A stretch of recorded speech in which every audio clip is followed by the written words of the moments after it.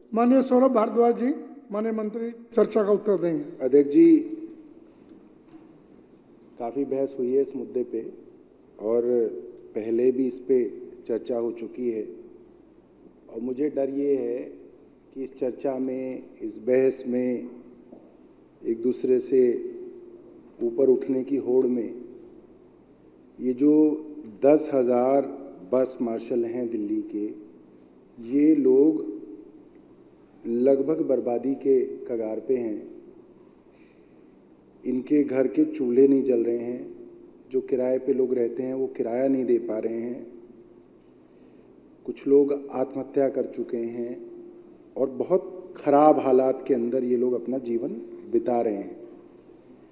जो लोग इन बस मार्शलों के परिवारों को जानते हैं वो जानते हैं कि ज़्यादातर ये बस मार्शल बेहद गरीब परिवारों से हैं और अपने घर के इकलौते, ये कह सकते हैं, घर चलाने वाले थे और एक अच्छी सर्विस मिल रही थी दिल्ली के अंदर। महिलाएं, हमारी बहनें, हमारी बेटियां जो बसों में सफ़र करती हैं, अगर लोगों ने बसों में सफ़र किया हो, मैं स्कूल डेज़ में और कॉलेजों के दिनों में बसों में घुमा हूँ दिल्ली की, तो उसके अंदर ये अक्सर है कि बस के अंदर अगर भीड़ भाड़ थोड़ी भी बढ़ती है तो महिलाओं के साथ बदतमीज़ी होती है और वो महिलाएं, कॉलेज की लड़कियां इस तरह से मजबूर होती हैं कि बाकायदा बदतमीज़ी, छेड़छाड़ के बावजूद भी वो कुछ नहीं कर पाती हैं। वो सोचती हैं कि बस किसी तरीके से हमारा बस स्टैंड आए और हम उतरें और हमारा पीछा छूटे। ये बदतमीज़ियाँ होती हैं और ऐसा नहीं कि जवान लड़के बदतमीज़ी करते हैं, मैंने देखा अधेड़ उम्र के बूढ़े लोग भी जो है इस तरीके की हरकतें करते हैं। इस चीज़ को ध्यान में रख के बस मार्शल लगाए गए थे कि कम से कम उस महिला के दिल में ये हो कि भाई अगर मेरे साथ कोई बदतमीज़ी कर रहा है, मैं शोर मचाऊं, तो कोई तो आदमी हो जिसकी ड्यूटी हो, जिसकी जिम्मेदारी हो कि वो इस चीज़ के अंदर आके बोले हाँ भाई ये कैसे कर रहे हो तुम। अब ये बस मार्शल जैसे तैसे लगाए गए और ये बस मार्शल काम भी कर रहे थे, इनको तनख्वाह भी मिल रही थी। जनवरी 2023 में इनकी तनख्वाहें रोक दी गई। तो अध्यक्ष जी, ये एक सेट पैटर्न है, जब से दिल्ली के अंदर विनय सक्सेना जी को एलजी बनाया गया, एक सेट पैटर्न है। जिस डिपार्टमेंट को बर्बाद करना हो या जिन लोगों को बर्बाद करना हो, उसमें कोई खामी निकाली जाती है। अभी अफसर ही बनाते हैं फाइलें, हम तो बनाते नहीं हैं। अब वो कोई भी स्कीम हो दुनिया की, कुछ भी हो, उसमें अगर खामी निकालने बैठोगे तो उसके अंदर एक खामी तो कोई भी निकाल देगा। हर चीज के अंदर खामी निकाली जा सकती है। अब हर स्कीम के अंदर खामियां ढूंढने का काम अफसरों को दिया गया कि भाई इसको किसी तरह से खामी ढूंढो इसके अंदर और इसको रोको। और उसने इसके अंदर खामी देखी कि साहब ये स्कीम ठीक नहीं है। और ट्रांसपोर्ट डिपार्टमेंट के एलजी साहब के एक बड़े चहेते अफसर थे, आशीष कुंद्रा, उनके डिपार्टमेंट ने ये फाइल नोटिंग बनाई ट्रांसपोर्ट डिपार्टमेंट के। अच्छा, क्यों चहेते वो मैं बता दूंगा क्यों थे। उन्होंने एक फाइल नोटिंग बनाई कि साहब इनकी जरूरत ही क्या है, जब बसों के अंदर सीसीटीवी लग गए, पैनिक बटन लग गए, तो इनकी जरूरत क्या है। तो अफसर को बस इतना ही लिखना होता है स्पीकर महोदय, और कुछ नहीं करना होता। उसको जाके कोई तनख्वाह कोई ना रोकनी होती है, उसको तो उस फाइल को खराब करना, इसको हमारी भाषा में कहते हैं फाइल खराब करना। तो अफसर क्या है, किसी नीचे वाले, अच्छा इनकी ये जो बड़े बड़े अधिकारी हैं, इनकी रीढ़ की हड्डी में इतना भी दम नहीं है कि अपनी कलम से लिख सकें। बहुत डरपोक हैं, क्योंकि आगे डरते हैं कि कल को सरकार बदलेगी, कल को केंद्र में सरकार बदलेगी तो हो सकता है उल्टा लटकाया जाए ऐसे अफसरों को जिन्होंने गरीबों को इस तरीके से दुखी किया। तो ये अपने एक नीचे के एसओ से, किसी क्लर्क से ये फाइल नोटिंग बनवाते हैं, उसको बताते हैं कि तू ऐसा ऐसा लिख दे इसके ऊपर। क्लर्क के लेवल के, एसओ के लेवल से एक घटिया फाइल नोटिंग लिखवाई जाती है फाइल पे, और फिर नीचे से लेकर ऊपर तक deputy secretary, special secretary, secretary, principal secretary, सब उसके ऊपर अप्रूव अप्रूव अप्रूव अप्रूव करते चले जाते हैं। मतलब जो घटिया विचार उस एसओ ने इस फाइल पे डाला, मैं उस घटिया विचार से सहमत हूं। तो ऐसे ही घटिया विचार से सहमत होते होते ये फाइल मंत्री तक पहुंची। मंत्री असहमत थे। ट्रांसपोर्ट डिपार्टमेंट के मंत्री कैलाश गहलोत जी और रेवेन्यू डिपार्टमेंट की मंत्री उस वक्त की आतिशी, दोनों, आतिशी जी, कैलाश जी, दोनों असहमत थे। मंत्री के तौर पे दोनों ने फाइलों पे लिखा कि ये क्या बकवास है कि अगर आपको सीसीटीवी लग गए हैं बस में या पैनिक बटन लग गया तो आप बस मार्शल हटा दोगे। खैर, मंत्रियों के एतराज से कोई फर्क नहीं पड़ा, अफसर ने लिख दिया। आईएएस अफसर जो थे ट्रांसपोर्ट कमिश्नर, उनकी बात हो गई, तो लिहाजा इनकी तनख्वाह रोक दी गई। रेवेन्यू के जो अफसर थे, डिविजनल कमिश्नर, वो अश्विनी कुमार थे, वो भी एलजी साहब के खास चहेते आदमी हैं। ट्रांसपोर्ट कमिश्नर जो थे, प्रिंसिपल सेक्रेटरी, वो आशीष कुंद्रा थे। खास इसलिए थे क्योंकि ये करने के बाद उनको एलजी साहब ने अपना प्रिंसिपल सेक्रेटरी बना लिया। आज वो उनके एलजी साहब के प्रिंसिपल सेक्रेटरी। इससे आपको पता चलता है कि उनके चहेते भी थे और उनके खास भी थे, और उनके इशारे पे इतने बड़े बड़े काम कर रहे हैं, तो और क्या मिलेगा। इन बेचारों की तनख्वाहें रोक दी गई। तो ये सोचा कि तनख्वाह ही नहीं मिलेगी तो अपने आप ही भाग जाएंगे। जनवरी बीता, फरवरी बीता, मार्च बीता, अप्रैल, जून, जुलाई, अगस्त, सितंबर के अंदर फिर से ये मामला गरमाया। फिर से फाइलों पे लिखा गया कि भाई इनकी तनख्वाह रिलीज करो। तो अफसरों का यही कीजिए, ये फाइल, ये जो है, ये स्कीम ठीक नहीं है, इसको नहीं है। तो उस विषय के अंदर अरविंद केजरीवाल जी ने लिखा है। ये पूरा जानबूझ के नहीं लेके आए हैं। मैं क्योंकि विभाग का मंत्री नहीं हूँ, इसलिए मेरे पास जानकारी नहीं थी ये। अरविंद केजरीवाल जी ने, मैं इनको चुनौती दे रहा हूँ इस चीज़ की, ये है 218/N, 217/N और 218/N, दोनों पेजों में अरविंद केजरीवाल ने कहा कि इनको बहाल किया जाए। और अगर आप ये कहते हो कि ये गैर कानूनी है, तो क्या था अध्यक्ष महोदय, 8-10 हज़ार तो ये हमारे सिविल डिफेंस वॉलंटियर बस मार्शल लगे हुए थे, और करीब 179 सिविल डिफेंस वॉलंटियर लगे हुए थे जो डीएम और एसडीएम की चाकरी करते हैं। उनके घर में उनके कुत्ते घुमाते हैं, उनकी फाइलें इधर से इधर करते हैं, छोटे मोटे काम करते हैं। तो अरविंद केजरीवाल जी ने ये लिखा था उसके अंदर कि अगर ये 8,000 बस मार्शल गैर कानूनी है, तो ये 179 सिविल डिफेंस वॉलंटियर भी जो लगाए हुए हैं तुमने एसडीएम और डीएम के, वो भी गैर कानूनी है। उन्होंने ये लिखा है इसमें। और उन्होंने आगे क्या लिखा है, I am shocked to learn that the payments have not been made to them for 7 months since 1st April. Most of them come from the very poor background. Their jobs are very tentative in nature. They can be called anytime for work and they can be asked to stop coming next day suddenly. Imagine the plight of a person who is doing such a tentative job. He must be in dire need of money. That's why he is coming for such a temporary job. And if we do not pay them in time, we have committed a crime against them. Some officers in the system are so insensitive and so selfish that it is only their own salaries, perks and promotions that matter to them. They are least bothered about the plight of such poor people. They keep playing football with the files. In fact, they derive sadistic pleasure in obstructing work and stopping files. I recommend exemplary punishment against the officers, including the most senior officers in the present case, which are directly and indirectly responsible for this delay. We should give such punishment to these officers, and henceforth, any other officer does not indulge in any dilatory tactics. The officers responsible for the delay in this case should be immediately suspended and disciplinary proceedings should be initiated against them. If Honorable LG shares my sentiments, this matter may be placed before the next authority meeting. तो अरविंद केजरीवाल इसमें कहते हैं कि जिन नालायक अफसरों ने, including the top most, जिन्होंने इनकी तनख्वाह रोकी, उनके ऊपर कानूनी कार्रवाई की जाए, उनके ऊपर डिसिप्लिनरी प्रोसीडिंग की जाए। की एलजी साहब ने, उन्होंने कहा कि इन गरीबों की तनख्वाहों को रोकने वाले को मज़ा आता है कि गरीब आदमी को सताया जा रहा है, जबकि जो अपना पैसा, अपनी प्रमोशन, अपने पर्क, अपना घर, उसके लिए उनको जो है हर चीज़ चाहिए। ये अरविंद केजरीवाल ने लिखा। और ये जो पहला पेज है उसमें लिखा कि इनको दोबारा नौकरी पे दिया जाए। खैर, ये हिस्ट्री है, ये हिस्ट्री है, हिस्ट्री को कोई बात नहीं। ये हम पे आरोप लगाएंगे अध्यक्ष जी, हम इन पे आरोप लगाएंगे, उससे मामला हल नहीं होगा।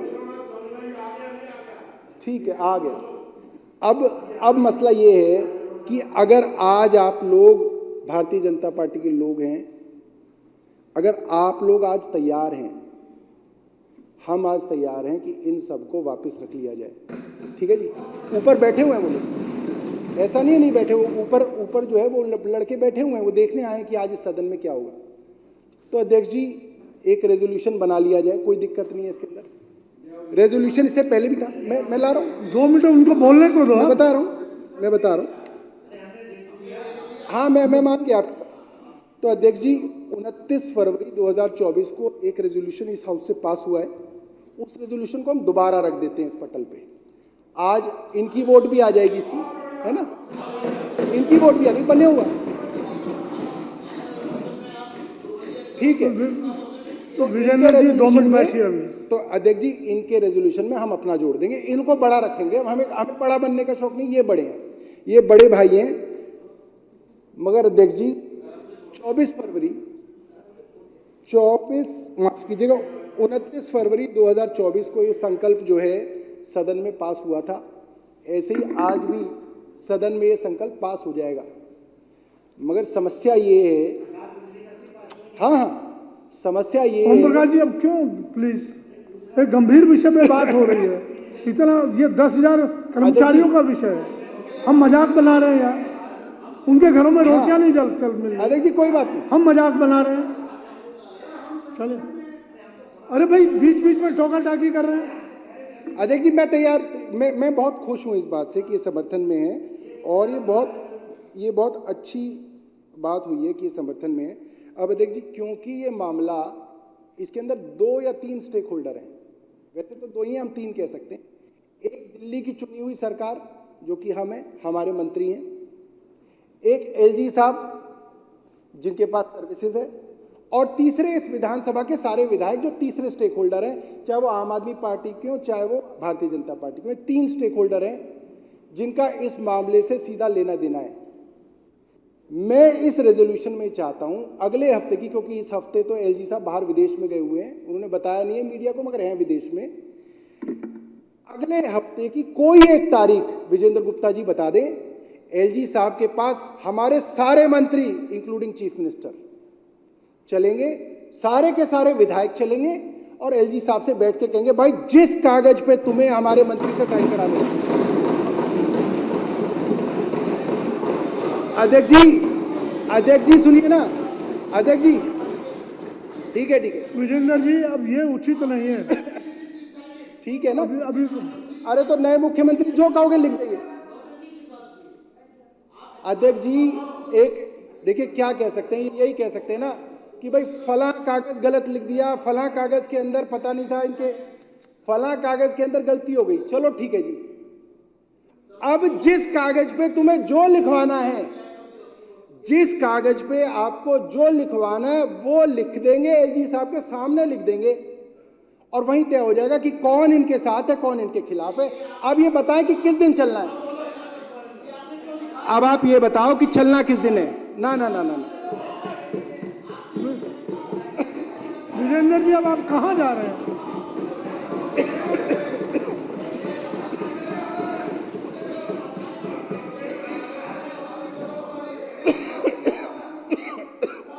अध्यक्ष जी अब उस रेजोल्यूशन में सिर्फ डेट डालनी है अगले हफ्ते की कि किस दिन चलना है, और मैं कसम खा रहा हूं कि जब तक एलजी साहब उनको पास नहीं करेंगे हम वहां से आएंगे नहीं, एलजी के घर बैठ जाएंगे।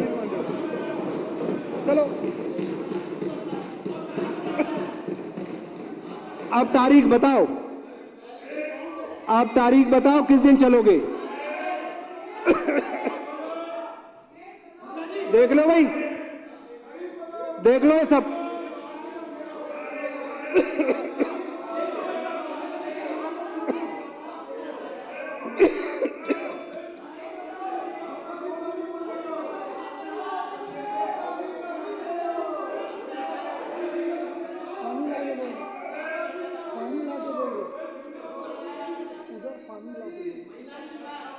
भैया सारा कागज भी ड्रॉ कर लेंगे वहां पे, और बताओ।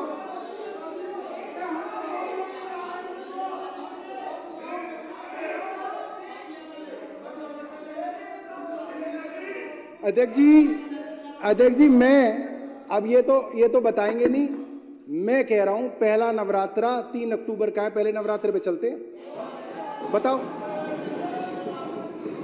अरे सब वापिस ले लेंगे ना, चलो विजेंद्र जी अभी आपने कहा प्रस्ताव रखिए।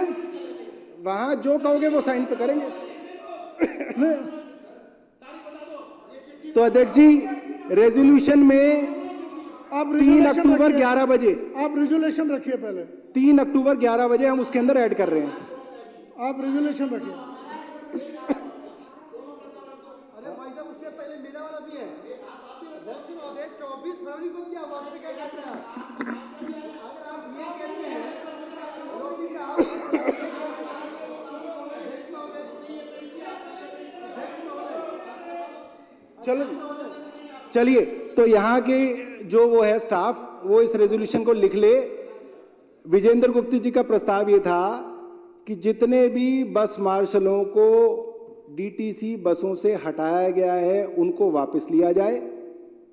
उसके अंदर अगली लाइन आएगी, और आम आदमी पार्टी विधायक दल ने इसमें जोड़ा है कि आम आदमी पार्टी और भारतीय जनता पार्टी के नहीं, उन्होंने बोला अपने मुख से। परमानेंट किया जाए। ठीक है, परमानेंट किया जाए। ठीक है, परमानेंट किया जाए। लो, परमानेंट किया जाए, और 3 अक्टूबर को सुबह 11 बजे दिल्ली सरकार के सभी मंत्री, आम आदमी पार्टी और भारतीय जनता पार्टी के सभी विधायक एलजी साहब के यहां जाएंगे, और एलजी साहब जिस कागज पे हस्ताक्षर करने के लिए दिल्ली की चुनी हुई सरकार को कहेंगे, इन मार्शलों की नियुक्ति से संबंधित दिल्ली की सरकार वचनबद्ध है कि उन कागजों को साइन करके ही वहां से आएगी। करो।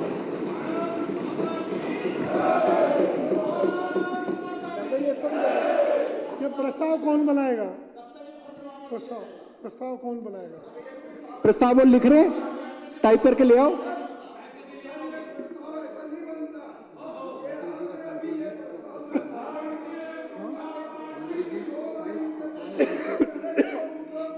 बन जाएगा वो तो।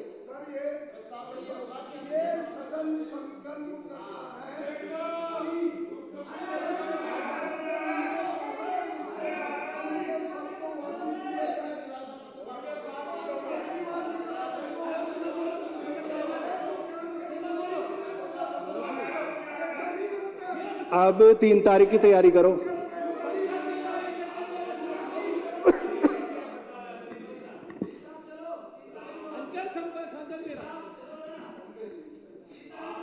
ठीक है सर, ये दे दो, हम पास कर देंगे।